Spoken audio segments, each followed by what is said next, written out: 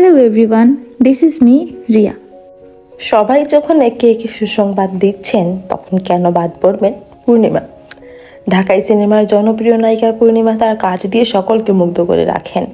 উপস্থাপনায়ও বলা যায় তিনি সেরা। সব দিক থেকে ছাপিয়ে এবার তিনি জীবনের একটি বড় অর্জনের খাতায় পা রাখলেন। পূর্ণিমার নতুন সুখবরটি হলো তিনি চলচ্চিত্র সেন্সর বোর্ডের সদস্য হয়েছেন। এটি তার ক্যারিয়ারের বড় অর্জন। তিনি খবরটি পেয়ে দারুণ খুশি হয়েছেন। রোববার তথ্য মন্ত্রণালয়ের উপসচিব সাইফুল ইসলামের স্বাক্ষরিত তথ্য সম্প্রচার মন্ত্রণালয় একটি প্রজ্ঞাপন জারি করে বিষয়টি জানানো হয়েছে।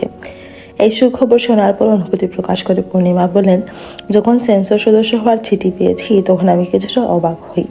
এত বছরের ক্যারিয়ারের বড় প্রাপ্তি ও গর্বের কারণ। আগে যখন সিনেমা সেন্সরে জমা হতো তখন কিছুটা নার্ভাস লাগতো, জানার আগ্রহ থাকতো আমার সিনেমাটি আনকাট পাস হয়েছে কিনা। এখন সেই সেন্সর বোর্ডের সদস্য হয়ে আমি বিভিন্ন ধরনের সিনেমা উপভোগ করতে পারবো, এতে আমি সম্মানিত বোধ করি।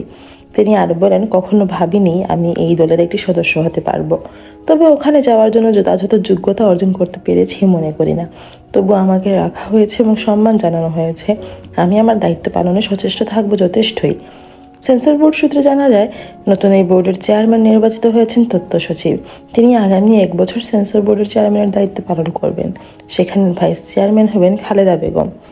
এবারের ঈদে অভিনেতা ফেরদৌসের সঙ্গে আহারে জীবন নামের একটি সিনেমা প্রেক্ষাগৃহে মুক্তি পেয়েছে পূর্ণিমা। তবে বর্তমানে নতুন কোনো কাজের সঙ্গে তিনি যুক্ত নন। ভালো কাজ পেলে অবশ্যই তিনি কাজ করতে চান।